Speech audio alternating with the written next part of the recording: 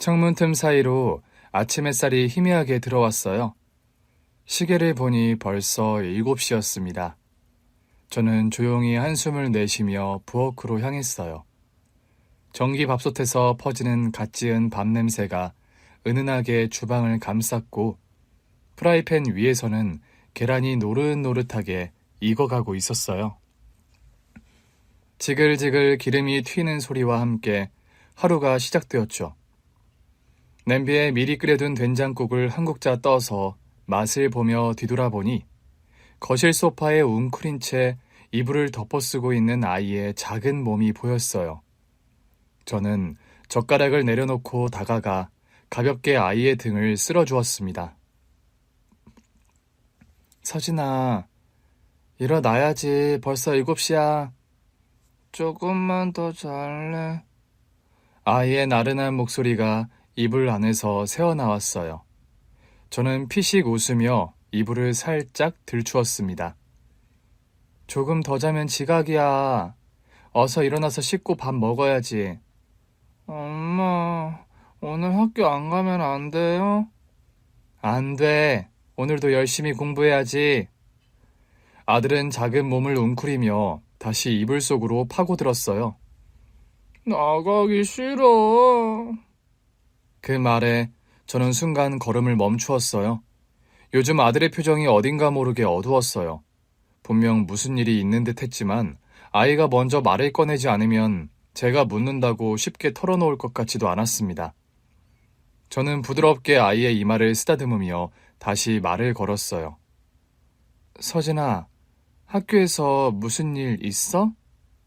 아들은 한동안 대답하지 않다가 천천히 고개를 저었어요. 아니야, 아무것도. 그 말에 저는 더 이상 캐묻지 않고 다만 따뜻하게 웃어주었습니다. 그럼 얼른 일어나자. 오늘 아침엔 네가 좋아하는 계란말이랑 된장국 끓였어. 진짜? 아들의 눈이 반짝 빛났어요. 그럼 엄마가 정성껏 만들었지. 빨리 씻고 와. 아들은 마지못해 몸을 일으켰어요. 저는 아이를 욕실로 보내고 다시 부엌으로 돌아와 식탁을 차렸습니다. 식탁 위에는 김이 모락모락 나는 따뜻한 밥과 노릇하게 부친 계란말이, 그리고 아들이 좋아하는 멸치볶음이 놓여 있었습니다. 잠시 후 서진이가 씻고 나와 자리에 앉았어요. 아들은 아직 졸린 듯 멍한 얼굴로 수저를 들었어요. 엄마는 안 먹어? 엄마는 서진이 먹는 거 보고 먹을게. 저는 아이가 밥을 잘 먹는지 살피며 조용히 숟가락을 들었어요. 하지만 한편으로는 속이 복잡했습니다. 일이 이렇게 될 줄은 몰랐는데 제 고민의 이유는 바로 초등학교 3학년인 아들의 담임 선생님이었습니다. 지난 3월 개학 이후 아들이 같은 반 친구와 다툼이 있었고 담임 선생님으로부터 연락을 받았던 일이 있었거든요. 저는 상담을 하러 학교에 가게 되었죠. 개학하는 날에는 멀리서 얼굴만 본 것이 전부였는데 학부모 상담을 하면서 처음으로 담임 선생님과 직접 마주하게 되었고 그날 처음으로 아들의 담임 선생님을 제대로 보게 되었어요. 담임 선생님으로부터 전화를 받은 것은 점심시간이 지날 무렵이었습니다. 일을 하고 있는데 휴대폰이 울렸거든요. 익숙하지 않은 번호였지만 학교에서 온 전화라는 걸 직감했어요. 네, 여보세요? 안녕하세요. 서진이 어머님 맞으시죠? 저는 서진이 담임을 맡고 있는 정윤호입니다. 차분한 목소리였어요. 저는 순간 심장이 철렁 내려앉았어요. 네, 선생님. 무슨 일이신가요? 다름이 아니라 오늘 서진이가 같은 반 친구와 다툼이 있었습니다. 아차. 순간 머릿속이 하얘졌어요. 평소 서진이는 성격이 조용한 편이라 친구들과 잘 지내는 아이였어요. 그런데 싸움을 했다는 건 무슨 일이 있었나요? 서진이와 친구가 말다툼을 하다가 몸싸움까지 번졌습니다. 교실에서 있었던 일이라 바로 중지하긴 했는데 서로 감정이 많이 상한 상태라 학부모님께 연락드리는 게 좋을 것 같아서요. 네, 혹시 어떤 이유 때문인지 여쭤봐도 될까요? 잠시 침묵이 흘렀어요. 담임 선생님의 목소리는 조금 조심스러워졌어요. 그 친구가 서진이에게 아빠가 없다고 놀려서 시작이 된 것 같습니다. 그 순간 저는 손에 힘이 빠졌어요. 아빠가 없다고 놀렸다니 순간 가슴이 먹먹해졌습니다. 그래서 서진이가... 처음엔 서진이가 참았던 것 같아요. 그런데 상대 친구가 계속해서 놀리자 결국 먼저 손을 올렸습니다. 아, 그런 일이... 물론 폭력적인 행동은 어떤 경우에도 정당화될 수 없습니다. 하지만 상대 친구 역시 서진이에게 상처가 될 말을 했기 때문에 양쪽 모두 지도할 필요가 있다고 생각합니다. 네, 선생님. 정말 죄송합니다. 제가 서진이와 잘 이야기해 보겠습니다. 아니에요, 어머님. 사실 상대 친구에게도 잘못이 있습니다. 그래서 저는 오늘 두 아이와 학부모님들을 함께 만나 뵙고 이야기를 나누는 게 좋겠다고 생각했습니다. 네. 시간 괜찮으시면 오늘 바로 학교로 와주실 수 있을까요? 저는 당장 일하던 걸 정리하고 회사로 나왔고 아들이 다니는 학교로 향했습니다. 학교에 도착하자 복도에는 아이들이 뛰어다니는 소리가 들렸어요. 저 멀리 상담실 문 앞에 도착하니 이미 한 아이의 부모님이 와 있었는데 서진이와 다툼이 있었던 아이의 어머니였어요. 저는 조심스럽게 다가가 인사를 했습니다. 안녕하세요. 저는 서진이 엄마입니다. 네, 안녕하세요. 그 순간 상담실 문이 열렸고 담임 선생님이 모습을 드러냈어요. 두 분 다 오셨네요. 안으로 들어오시죠. 저와 그 상대 학부모는 천천히 문을 열고 들어갔습니다. 상담실 안쪽에는 서진이와 상대 친구가 나란히 앉아 있었는데 우리 아들은 풀이 죽은 표정이었고 저를 보자 살짝 움찔하는 게 느껴졌습니다. 저는 조용히 서진이 옆에 앉으며 손을 잡아주었어요. 괜찮아? 아들은 고개를 끄덕였지만 말없이 입술을 꽉 깨물고 있었어요. 서진이 얘가 힘이 아주 센가 보네요. 아, 이거 우리 준서 얼굴 어떻게 해요? 긁힌 것 같이 보이는데 흉지면 어떻게 해요? 아, 너무 죄송합니다. 준서야, 나는 서진이 엄마인데 아줌마가 준서 얼굴 좀 봐도 될까? 미안해. 준서 어머님 너무 죄송해요. 제가 치료에 대한 건 다 책임을 지겠습니다. 그때 담임 선생님이 조용히 말을 꺼냈습니다. 준서는 양호실에 먼저 다녀왔고 크게 다치지는 않았습니다. 그런데 오늘 두 아이가 싸우게 된 이유는 어머님들도 들으셨을 겁니다. 아이들이 서로 감정이 상한 상태라 우선 서로에게 사과를 하는 것이 먼저일 것 같습니다. 저는 조용히 서진이를 바라보았어요. 서진아, 친구한테 미안하다고 말할 수 있겠어? 서진이는 주먹을 꼭 쥐었다가 천천히 입을 열었어요. 미안해. 그 말을 듣자 상대 친구도 눈치를 보다가 어머니를 쳐다봤어요. 나도 친구한테 사과해야지. 상대 아이는 멋쩍은 얼굴로 입을 삐죽이며 말했어요. 나도 미안해. 담임 선생님은 그제야 안도하는 듯한 표정을 지었어요. 두 아이가 서로에게 사과를 했으니 이제 다시 화해하고 잘 지냈으면 합니다. 네, 선생님.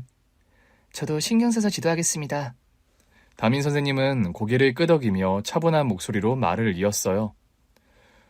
저는 한 가지 더 말씀드리고 싶은 게 있습니다. 아이들 사이에서 부모님이 계신지 아닌지를 가지고 놀리는 것은 절대 바람직한 일이 아닙니다. 부모님이 한 분만 계시든 계시지 않든 그건 누구에게도 조롱거리가 되어서는 안 됩니다. 담임 선생님이 그렇게 말을 하자 상대 학부모는 난처한 표정을 지으며 자기 아이를 바라보더라고요. 저는 아이들이 다양한 가정 환경 속에서 자랄 수 있다고 생각합니다. 중요한 건 어떤 환경이든 서로 존중하고 배려해야 한다는 점입니다. 그 말에 저는 담임 선생님을 다시 보게 되었어요. 공정하게 양쪽 학부모를 타일러주는 사람. 처음에는 서진이가 먼저 손을 올렸다는 말에 조심스러웠는데 선생님의 태도를 보니 아이들 사이의 감정을 객관적으로 보려는 것이 느껴졌어요. 정말 감사합니다, 선생님. 저는 담임 선생님에게 진심으로 인사를 건넸어요. 괜찮은 사람이구나. 그렇게 생각하며 상담실을 나왔고 담임 선생님의 중재 덕분에 그 학부모와의 일은 잘 해결이 되었습니다. 하지만 골치가 아파지기 시작한 건 그 다음이었어요. 학부모 상담이 끝나고 일주일이 지나면서 저는 일상으로 돌아가고 있었거든요. 하지만 생각지도 못한 문제가 생겼습니다. 서진이의 담임 선생님으로부터 문자가 온 거예요. 처음에는 상담을 했던 학부모들에게 예의상 보내는 인사 정도로 생각했어요. 서진이 어머님, 상담 이후 서진이가 잘 적응하고 있는지 궁금해서 연락드렸습니다. 네, 선생님. 다행히 별탈 없이 학교 잘 다니고 있습니다. 처음에는 그 정도였어요. 그런데 며칠 뒤 또 문자가 왔습니다. 어머님, 퇴근은 몇 시쯤 하세요? 네? 뜻밖의 질문에 저는 잠시 당황했습니다. 저는 보통 6시쯤 합니다. 혹시 주말에는 뭐 하세요? 그 질문에 뭔가 불길한 예감이 들더라고요. 그냥 집에서 쉬거나 서진이랑 같이 보내요. 그러시군요. 혹시 따로 뵐 수 있을까요? 드릴 말씀이 있습니다. 그때부터였던 것 같아요. 저는 선생님이 단순히 담임 선생님으로서 저에게 연락하는 게 아니라는 걸 직감했습니다. 한번 거절하면 끝날 줄 알았지만 연락은 계속해서 이어졌어요.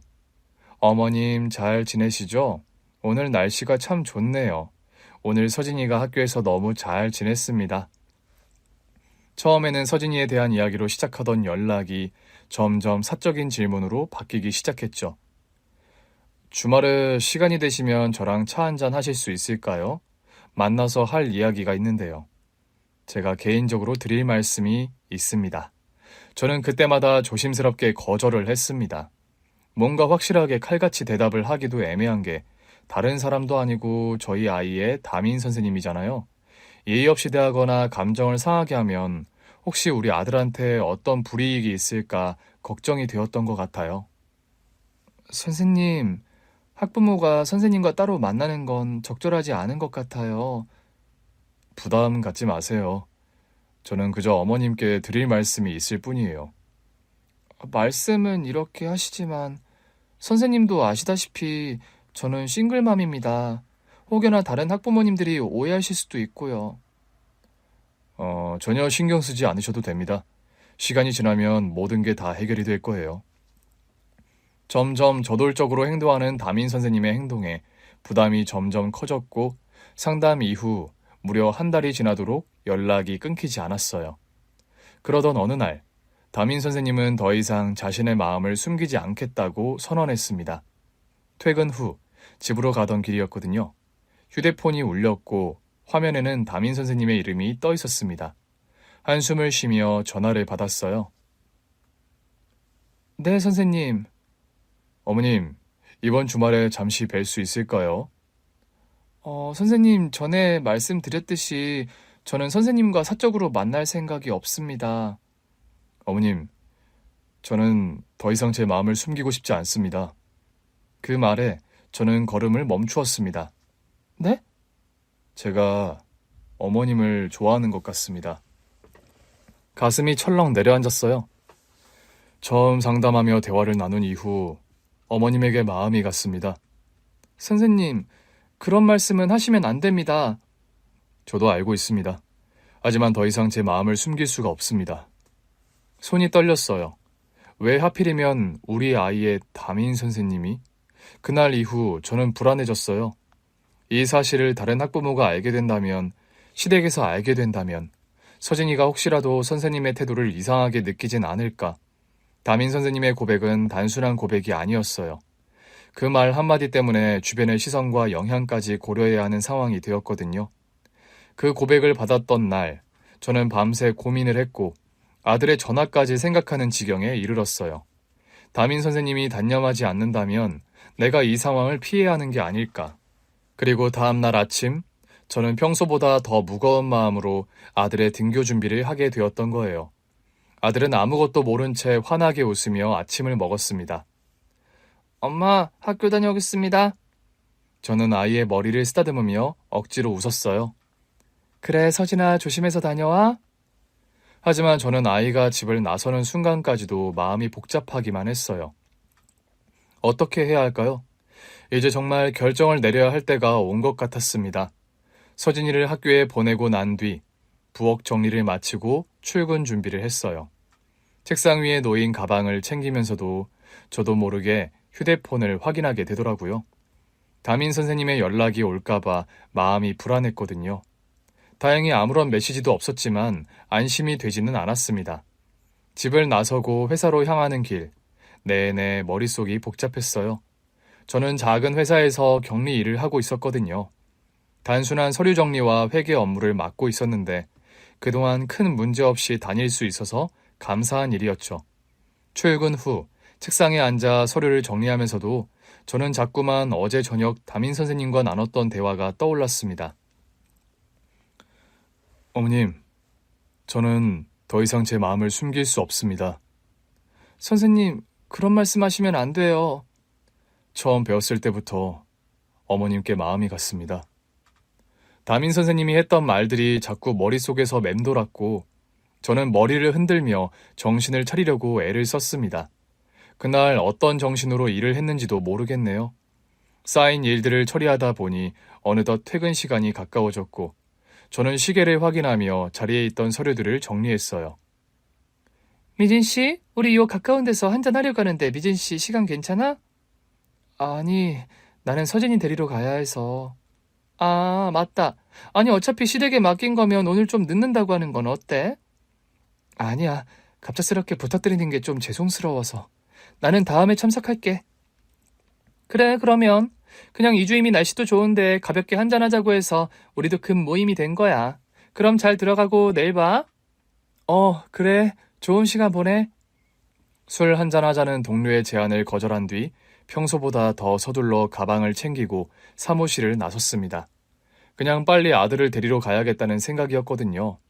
그런데 건물 입구로 나서는 순간 어디선가 낯선 향기가 퍼졌고 제 시선이 닿은 곳에 커다란 꽃다발이 보였습니다. 어머님, 안녕하세요. 저는 얼어붙은 듯한 기분이 들었어요. 담임 선생님이 꽃다발을 들고 저를 바라보고 있었거든요. 선생님, 여긴 어떻게? 어머님을 뵙고 싶어서 왔습니다. 주변을 스치는 사람들의 시선이 느껴지는데 너무나 공개적인 장소였어요. 어떻게 여기까지? 선생님, 이렇게 갑자기 찾아오시면 정말 곤란하네요. 드릴 말씀이 있어서 왔습니다. 선생님, 저는 지금 시댁에 가야 해요. 잠시만 저랑 이야기 좀 나눌 수 있을까요? 이야기라면 전화로 하셔도 되잖아요. 아닙니다. 꼭 직접 만나서 해야 하는 이야기예요.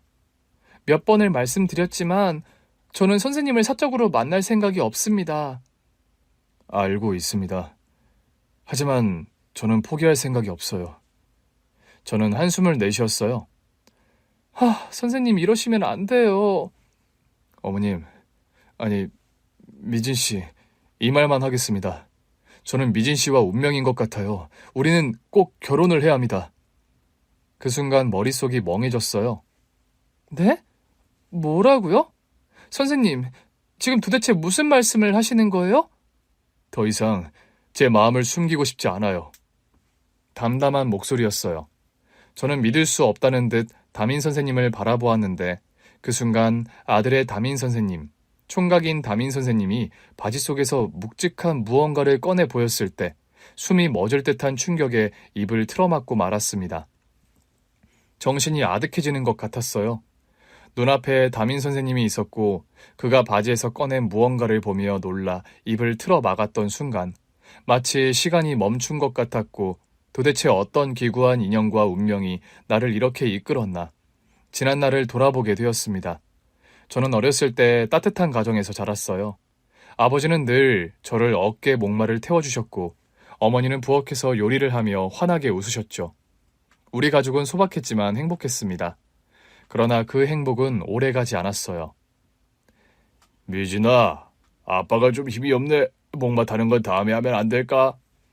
어느 날부터인가 아버지는 쉽게 피곤해하셨고 자꾸만 알아 누우셨어요. 처음엔 단순한 감기려니 했지만 병원에서는 청천벽력 같은 진단을 내렸습니다. 신장병이었어요. 어머니는 병원 복도에 서서 한동안 아무 말도 하지 못하셨어요. 의사의 설명이 계속되었지만 어머니는 손을 꽉 쥐고 있을 뿐이었거든요. 괜찮아요. 당신 꼭 나을 거야. 치료 잘 받으면 돼. 응? 여보. 하지만 시간이 지날수록 아버지의 병은 깊어졌고 결국 신장 기능이 거의 멈추면서 투석 치료를 받아야 했습니다. 그때부터 어머니의 고생이 시작되었어요. 아버지가 일을 할 수 없게 되자 어머니는 시장에서 장사를 시작했거든요. 처음엔 작은 채소 가게를 열었지만 가게 운영이 쉽지 않아서 닫아야 했고 이후로는 건물 청소 일을 하며 하루하루 버티셨습니다. 미진아, 오늘 뭐 먹고 싶어? 엄마가 퇴근하고 맛있는 거 해줄게. 엄마 너무 힘들어 보이는데 안 쉬어도 돼? 괜찮아. 엄마는 우리 딸이 잘 먹고 잘 크는 게 제일 중요해.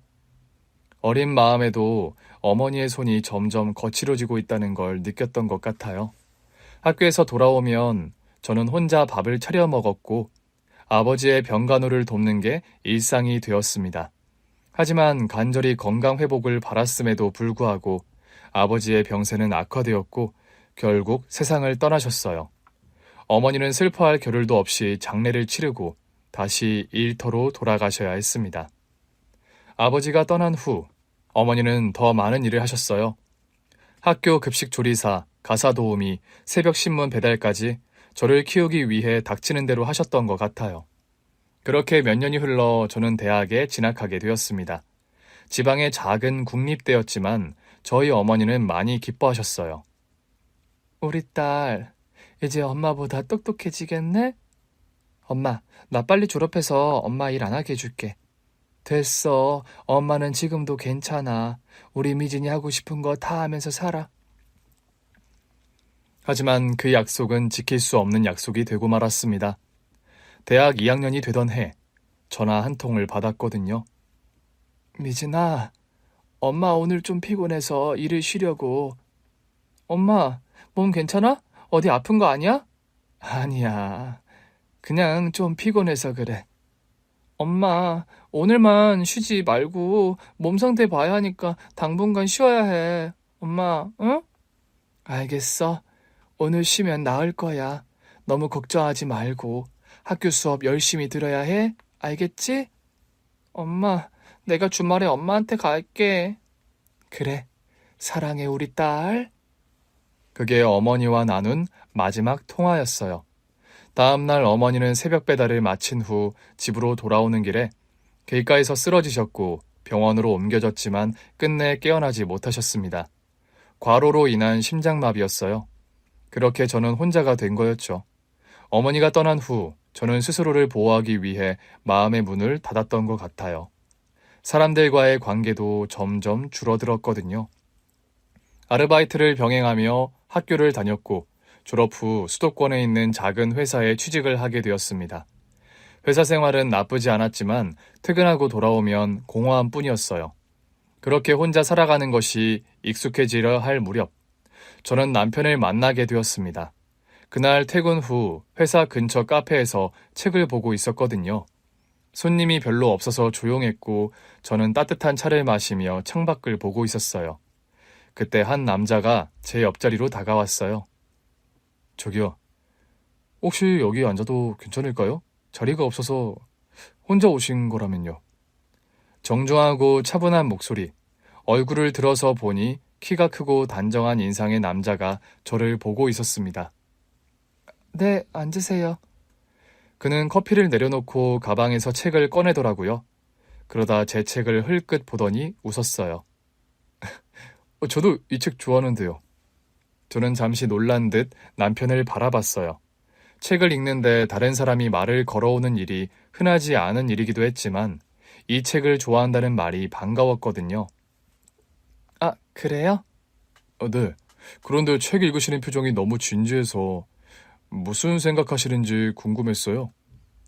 처음에는 당황했지만 우리는 자연스럽게 이야기를 나누게 되었어요. 이상하게도 오래 알던 사이처럼 마음이 편하더라고요. 그 후로도 가끔씩 카페에서 마주칠 때가 있었고 그때마다 대화를 나눴어요. 그러던 어느 날 남편이 먼저 연락처를 건넸습니다. 미준 씨, 혹시 연락해도 될까요?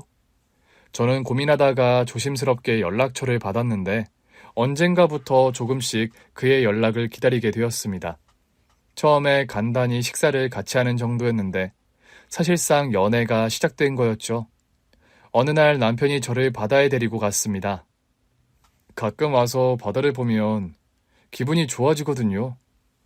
저 바다 진짜 오랜만이에요. 미진 씨는 마음이 편하게 쉴 시간이 필요해 보여요. 그 말에 가슴이 찡했던 것 같아요. 남편을 만나면서 저는 닫혀있던 마음을 조금씩 열기 시작했습니다. 가족을 모두 잃고 혼자 지내는 삶이 익숙해졌다고 생각했는데 사실 누군가와 함께하고 싶었던 거였어요. 만남이 깊어질수록 점점 확신하게 되었습니다. 이 사람과 함께라면 외롭지 않을 거야. 이 사람과 결혼하고 싶다. 그리고 저는 그 마음을 숨기지 않았어요. 결혼식 날, 저는 웨딩드레스 자락을 조심스럽게 손으로 잡고 거울을 바라봤어요. 하얀 베일 아래로 제 얼굴이 보였는데 심장이 쿵쿵 뛰더라고요. 새로운 가정을 이루게 된다는 생각에 설렘과 긴장이 동시에 몰려왔던 것 같아요. 우리는 주변 사람들의 축복을 받으며 부부가 되었습니다. 결혼식이 끝난 후 신혼여행을 다녀왔고 새로운 집에서 함께 생활하게 되었는데 결혼 신혼생활은 정말 행복했습니다.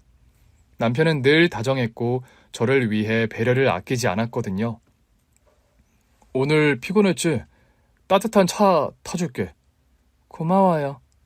남편이 저를 위해 차를 우려줄 때마다 저는 이 사람이 내 곁에 있어서 참 다행이라고 생각했어요. 남편뿐 아니라 시부모님도 저를 따뜻하게 대해주셨습니다. 친정이 없는 저를 딸처럼 여기며 품어주셨고 명절뿐 아니라 평소에도 너무 잘 챙겨주셨거든요. 우리 며느리기 집에 올 때 먹고 싶은 거 있으면 미리 말해. 그냥 어머님이 해주시는 음식이면 다 좋아요. 그래도 네가 좋아하는 거 해줘야지. 우리 며느리 좋아하는 갈비찜 해줄까? 시부모님과 함께하는 시간도 점점 익숙해졌고 저는 결혼 후의 삶에 안정을 느끼기 시작했습니다. 그렇게 달콤한 신혼생활을 보낸 뒤 우리 부부는 아기를 가지려고 했어요. 우리 이제 아기 가져볼까? 응, 우리 아이는 어떤 모습일까? 엄마 닮으면 예쁠 거고 아빠 닮으면 귀여울 거고 우리를 닮은 아기를 상상하며 기대에 부풀었지만 새 생명은 쉽게 찾아오지 않았습니다. 처음 몇 개월은 가볍게 생각했어요. 아직 신혼이니까 천천히 기다리면 되겠지. 하지만 노력을 했음에도 불구하고 1년, 2년이 지나도 아기가 생기지 않았거든요. 너무 걱정하지 마. 우리한테 분명 아기 천사가 찾아올 거야. 응, 나도 그렇게 믿어야지.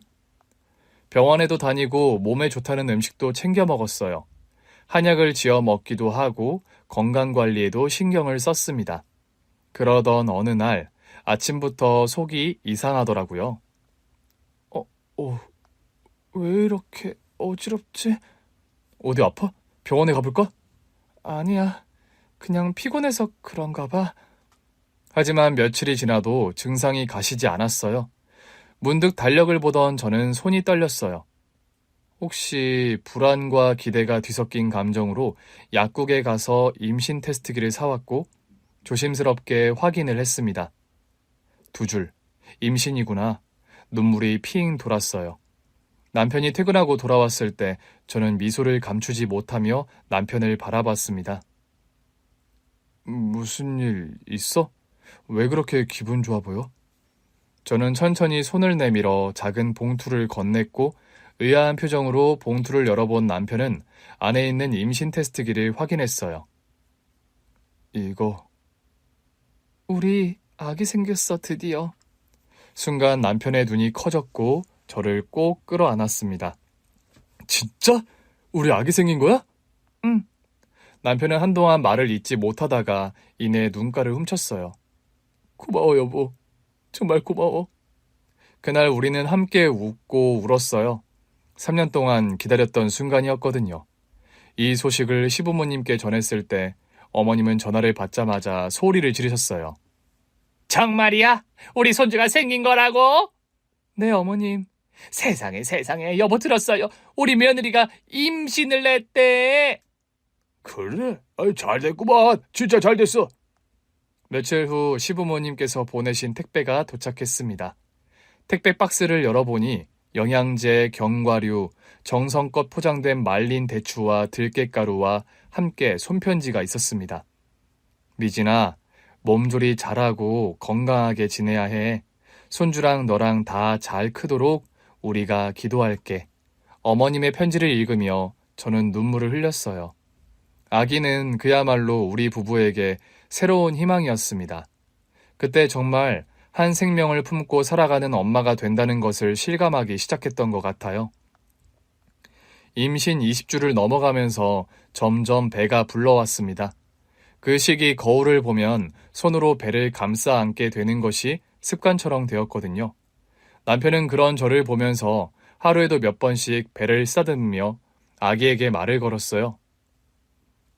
우리 아가 잘 크고 있지? 아빠 목소리 들려? 당신이 이렇게 매일 말을 걸어주니까 아기가 나중에 아빠 목소리 잘 기억할 것 같아. 당연하지. 태어나서 인사하면 아마 익숙한 목소리일 거야. 남편과 저는 아이가 태어나면 어떤 이름을 지을지, 누구를 닮았으면 좋을지 이야기하며 행복한 나날을 보냈습니다. 남편은 퇴근할 때마다 아기 용품을 하나씩 사와서 보여주었어요. 작은 신발, 앙증맞은 모자, 그리고 아기 옷까지. 이거 어때? 우리 아기한테 잘 어울리겠지? 아직 태어나지도 않았는데 벌써 이렇게 많이 사오면 어떡해. 미리미리 준비해야지. 우리 아기 태어나면 제일 예쁘게 입혀야 하니까. 그렇게 하루하루가 설렘으로 가득 차던 나날이었습니다. 그러던 어느 날 저는 남편이 퇴근할 시간에 맞춰 저녁을 준비하고 있었거든요. 된장찌개를 끓이며 식탁을 차리고 있는데 전화벨이 울렸고 전화기 너머에서 들려오는 목소리는 굉장히 낯설었습니다. 혹시 김도현 씨 가족분 되십니까? 네, 저는 아내입니다만. 지금 병원으로 와주셔야 할 것 같습니다. 그 순간 손에 들고 있던 젓가락을 놓쳐버렸습니다. 바닥에 떨어진 젓가락 소리가 크게 울렸지만 귀에 들리지 않았던 것 같아요. 병원에 도착했을 때 저는 기도했어요. 제발 아무 일도 없기를. 하지만 저를 맞이한 것은 시퍼런 수술복을 입은 의사와 간호사였습니다. 그리고 몇 시간 뒤 시부모님이 도착을 하셨어요. 시부모님은 수술이 잘 끝나길 기다리는 한편 임신 중이었던 저를 걱정하셨죠. 배가 뭉치는 느낌이 들어서 잠깐 쉬고 있던 그때 시어머니가 울면서 저를 깨웠습니다. 미진아, 우리 도연이가 그만. 남편이 세상을 떠났다는 말. 그 말을 믿을 수가 없었습니다. 눈앞이 새하얘졌고 세상이 무너지는 소리가 들리는 것 같았어요. 그날 남편은 교통사고를 당했습니다. 퇴근길에 신호를 기다리던 중 브레이크가 풀린 대형 트럭이 미끄러지면서 남편이 탄 차를 덮쳐버렸다고 했어요. 모든 게 한순간이었습니다. 남편이 차고 있던 결혼반지가 작은 봉투에 담겨 제 손에 쥐어졌고 저는 바닥에 주저앉아 오열했어요. 안 돼! 당신이 어떻게 나랑 우리 아기랑 같이 있어야 하잖아. 미진아, 울어도 돼. 실컷 울어도 돼. 그렇게 저는 남편 없이 남편이 그렇게 원하던 아이를 세상에 데려와야 하는 사람이 되어버린 거죠. 그리고 남편이 떠나고 몇 개월이 흐른 어느 날, 저는 출산의 순간을 맞이했습니다. 진통이 시작되었을 때 저는 온몸이 찢어질 듯한 고통 속에서 남편을 불렀어요. 도연씨, 여보, 나 무서워. 하지만 남편은 없었어요. 몇 시간의 진통 후 작은 울음소리가 분만실 안에 울려 퍼졌고 그 순간 정신이 아득해졌던 것 같아요. 회복실에서 눈을 떴을 때 간호사가 제 품에 아기를 안겨주었습니다. 작은 얼굴, 오밀조밀한 손가락, 그리고 조그마한 콧날, 남편을 닮아 있더라고요. 그 순간 하염없이 눈물을 흘렸습니다. 당신이 있었으면 얼마나 좋았을까? 아이를 안고서 저는 남편에게 말을 걸었어요. 여보, 우리 아기 태어났어. 당신이 그렇게 기다리던 아기야. 우리 아기는 갓 태어난 그 아기가 마치 저를 위로하듯 제 손가락을 꼭 잡아주었거든요. 그날 저는 다짐을 했던 것 같아요. 이 아이를 지키고 잘 키워야 한다고요. 하지만 출산 후 혼자 어떻게 아기를 키워야 할지 사실 엄두가 나지 않았던 그때 시부모님께서 조용히 말씀하셨습니다. 미진아, 우리랑 가까운 곳에서 지내는 게 어떻겠니? 너 혼자 애 키우려면 얼마나 힘들겠니? 우리가 도와줄게. 처음에는 혼자 견뎌내야 한다고 생각했지만 아이를 안고 밤을 지새울 때마다 두 분의 제안이 떠올랐거든요. 결국 저는 남편의 고향으로 이사했고 시부모님 근처에 작은 집을 구했습니다. 시어머니는 아기를 보며 눈물을 흘리셨어요. 우리 토연이가 이 아이를 얼마나 기다렸는데. 네가 이렇게 와주니 고맙구나. 제가 오히려 감사해요. 저 혼자였으면 감당하지 못했을 거예요. 그렇게 저는 남편 없는 삶을, 그러나 남편이 남기고 간 아이와 함께 살아가기 시작했습니다. 시부모님 덕분에 저는 일을 할 수 있었어요. 아침마다 아기를 맡기고 출근을 하면 저녁에 돌아왔을 때 시어머니는 늘 미소를 지으며 아기를 안고 계셨거든요. 서진이 오늘 이유식도 잘 먹었어. 엄마 닮아서 입이 짧긴 하지만 그래도 잘 먹으려고 하더라. 정말요? 다행이에요. 시아버지는 아기를 안고 동네를 산책하며 자랑스러워 하셨죠. 우리 서진이 아빠가 없어도 할아버지가 있다. 걱정 마라. 할아버지가 지켜줄 거야. 그렇게 저는 시부모님의 도움 속에서 아이를 키웠습니다. 처음에는 막막하기만 했던 삶이었지만 시간이 지나면서 깨달았던 것 같아요. 남편이 떠났다고 해서 저까지 무너지면 안 된다는 걸요. 그때 아버지 돌아가신 뒤 온갖 일을 하며 저를 키워주신 돌아가신 친정 엄마 생각이 많이 나더라고요. 여자는 약할지 몰라도 엄마는 강하다는 걸 그때 알았어요.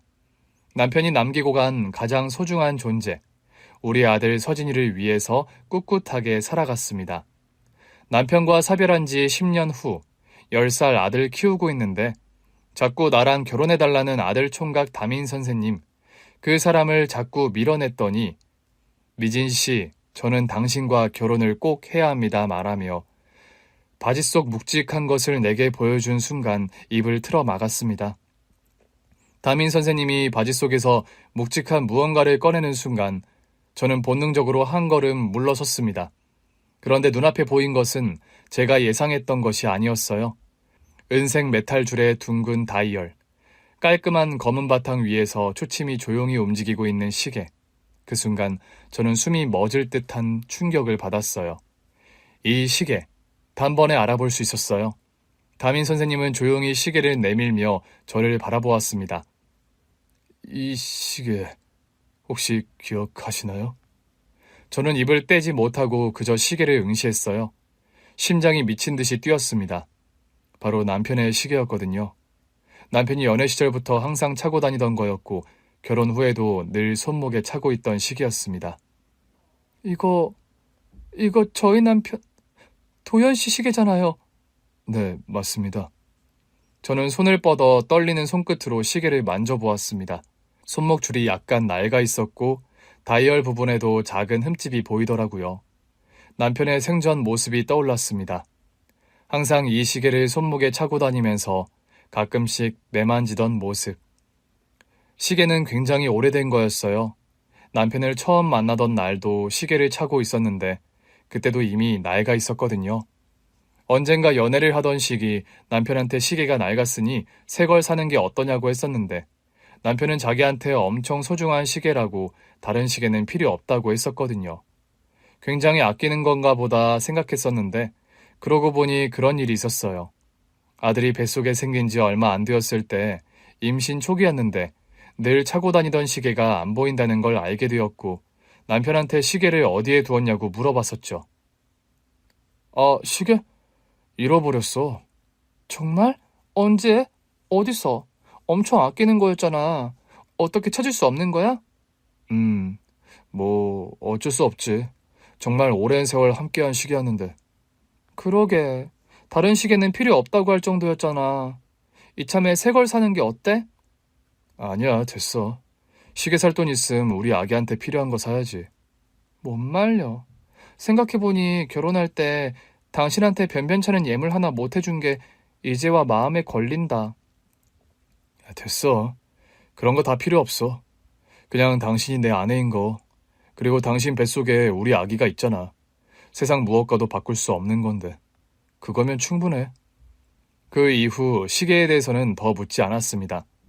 그런데 남편이 잃어버렸다던 그 시계가 담임 선생님의 손에 들려 있었다는 사실이 믿기지 않았어요. 이거 제 남편이 항상 차고 다니던 시계예요. 어떻게 선생님이 이걸 가지고 계신 거예요? 담임 선생님의 표정이 복잡하게 흔들렸고 잠시 후 그가 조용히 입을 열었습니다. 이 시계는 김도현 형님께서 저에게 주신 것입니다. 그 순간 머릿속이 하얘졌어요. 남편이 시계를 줬다니 이게 무슨 말일까요? 저는 한동안 말을 하지 못한 채 담임 선생님을 바라보았습니다. 미진 씨, 잠시 저와 이야기 나누실 수 있을까요? 저는 잠시 망설였지만 왜 남편의 시계를 갖고 있는 건지, 혹시 선생님과 제 남편 사이에 어떤 인연이 있는 건가 궁금해졌습니다. 네, 좋아요. 우리는 근처 카페로 자리를 옮겼어요.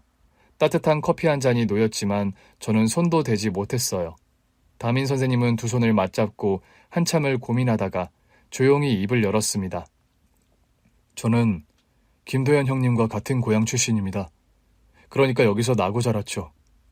근방으로 조금씩 옮겨 다니긴 했지만 교사가 된 뒤에도 쭉 여기서 지냈어요. 도현 형님과 저는 꽤 오래된 인연입니다. 저는 사실 부모님을 어릴 때 여의었고 홀로 어렵게 살아가던 아이였거든요. 부모님을 어릴 때 여의셨다고요? 네. 아버지는 제가 4살 때 사고로 돌아가셨고 어머니는 몸이 약하셔서 병환으로 세상을 떠나셨어요. 그 뒤로 저는 친척집을 전전하며 자랐어요. 학교를 다니긴 했지만 사실 밥을 제대로 먹는 날보다 굶는 날이 더 많았어요. 학비를 마련하는 것도 벅찼고요. 도현이 형님을 처음 만난 건 제가 12살이었을 때였는데 이미 형님은 고등학생이었거든요. 동네 꼬맹이가 제대로 먹지 못하고 다니는 게 안쓰럽게 보였는지 먹을 걸 챙겨주었어요.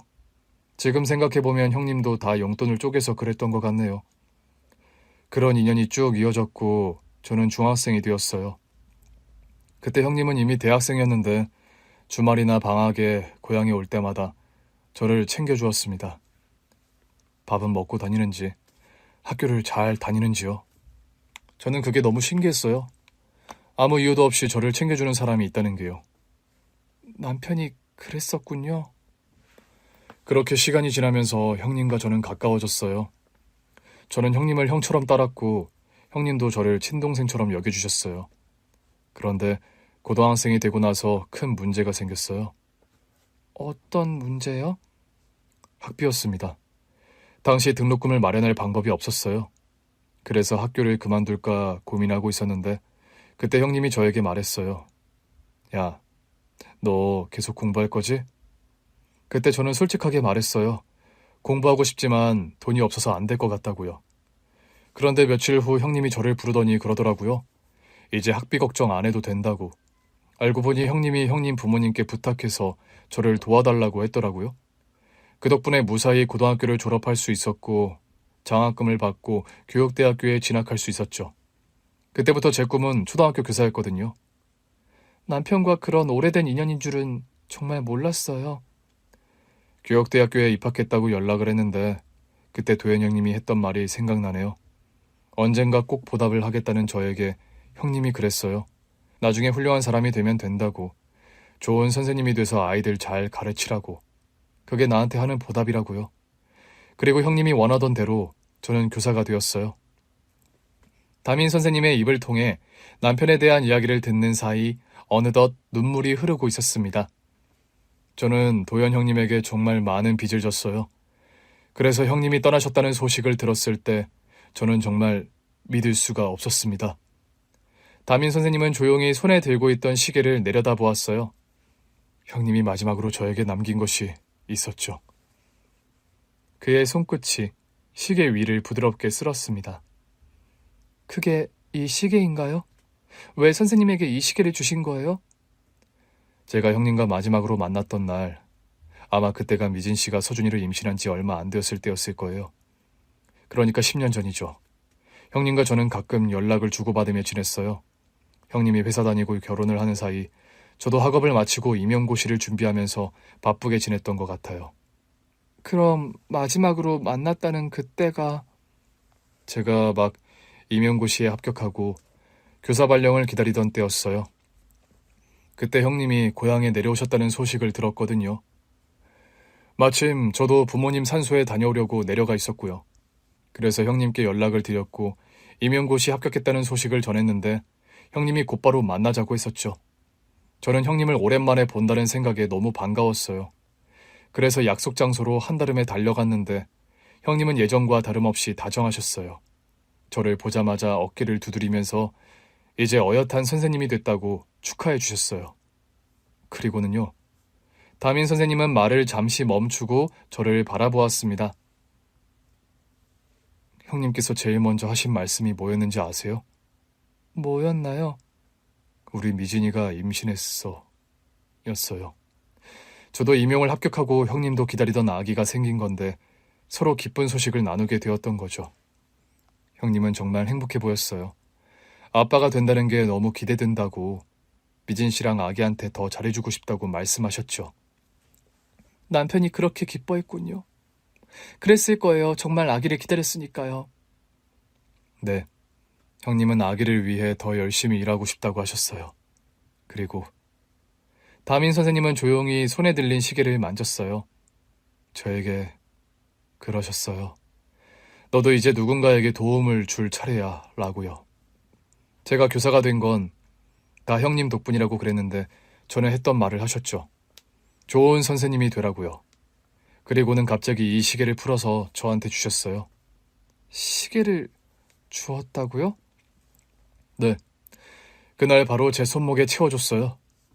왜 그 시계를... 형님은 그냥 환하게 웃으면서 그러셨어요. 손목이 허전해 보인다고요? 발령돼서 출근하게 되면 시계 차고 다니라고. 좋은 시계라고. 잘 간직하라고요. 저는 받을 수 없다고 했어요.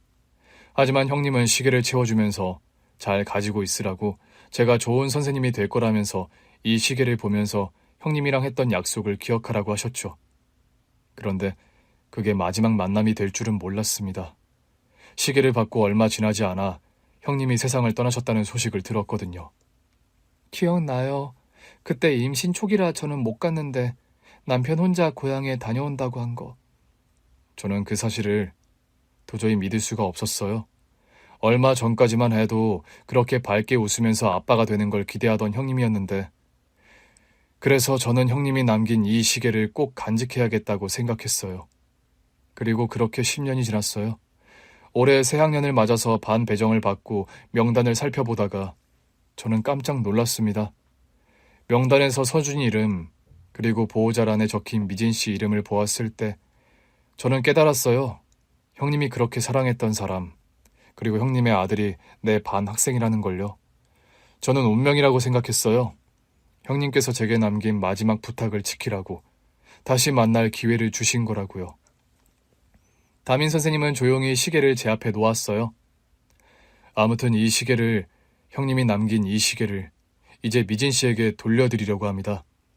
남편이 아끼던 시계 그리고 아끼고 돌보았던 후배 담임 선생님에게 건넸던 시계 그 시계를 다시 보자 남편의 손길이 그 마음이 느껴지는 것 같았습니다.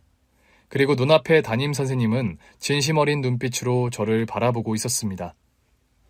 선생님, 정말 감사해요. 사실 시계를 돌려드리는 것과 함께 제 진심을 전하고 싶었어요. 미진 씨를 보게 되었을 때 그런 마음이 들었거든요. 형님이 가장 사랑했던 사람들이라고. 미진 씨와 서준이 말이에요. 그런데 형님이 너무 일찍 떠나버렸죠. 형님께서 사랑했던 가족을 내가 지켜주고 싶다고 그런 생각을 했습니다. 저는 뭐라고 말씀을 드려야 할지. 미진 씨, 저는 진심으로 미진 씨와 서진이를 지켜주고 싶어요. 선생님, 저는 아직 그런 건... 알고 있습니다. 천천히 생각해 주셔도 돼요. 그냥 제가 조금씩 천천히 다가갈게요. 그 말에 저는 조용히 눈을 감았어요. 10년이라는 세월 동안 저는 누구에게도 마음을 열지 않았거든요. 남편이 떠난 후 제게는 오직 아들뿐이었고 저는 아들을 위해 살았어요. 하지만 이 사람은 남편이 어릴 때부터 남편의 믿음을 받았던 사람, 남편이 아끼고 돌봐주었던 사람, 남편의 시계를 받은 사람, 그 사람은 남편에게 받은 시계를 10년 동안 간직하며 저희 가족을 위해 기도하고 있었던 거예요. 그날 이후 담임 선생님은 급하게 다가오지 않았어요. 항상 조심스럽게 제 곁에 있었고 언제든 제 선택을 존중하겠다는 태도를 보였습니다. 그 때문인지 제 마음도 아주 조금씩 열리고 있었어요. 그렇게 시간을 보내는 동안 그런 생각이 들더라고요. 어쩌면 이 사람이, 남편이 제게 남긴 마지막 인연이 아닐까. 하지만 그 이후 1년 가까이 조심스럽게 지냈습니다. 일단 우리 아들의 담임 선생님이었기 때문에 그 해에는 당연히 어떤 일을 만들고 싶지 않았거든요. 1년 가까이를 조심스럽게 대했고 해가 지나 아들이 11살이 되었을 때 시부모님께 조심스럽게 말씀을 드렸어요. 시어머니는 한참 동안 아무 말씀도 하지 않으셨지만 이내 제 손을 꼭 잡아주셨어요. 네가 행복하면 돼. 벌써 10년이 넘었지 않니? 그저 우리가 바라는 건 너랑 서준이가 행복하게 지내는 거야. 나도 그 젊은이가 참 괜찮은 사람 같더구나. 사실 그동안에도 너를 보며 안타까운 생각이 많이 들었어. 아직 젊은 나이인데 우리 때문에 이렇게 메어지는 게 아닐까 하고 말이다. 10년이 지났잖니. 새로 시작해도 된다. 당연히 괜찮지. 그날 저는 시부모님의 품에 안겨 눈물을 흘렸습니다. 그리고 그날 이후 천천히 새로운 가족이 탄생하게 되었어요. 지금 저는 선생님인 남편과 함께 아들을 키우며 행복하게 살고 있습니다. 세상을 떠난 전 남편이 남긴 인연이 이어진 거죠. 별이 된 그 사람이 우리 가족을 지켜줄 거라 믿으며 그 사람의 존재를 기억하며 살아가고 있습니다. 오늘 준비한 사연은 여기까지입니다. 재미있게 들으셨다면 구독과 좋아요, 알림 설정까지 눌러주세요. 그럼 저는 다음 사연으로 찾아뵐게요. 오늘도 건강하고 행복하세요.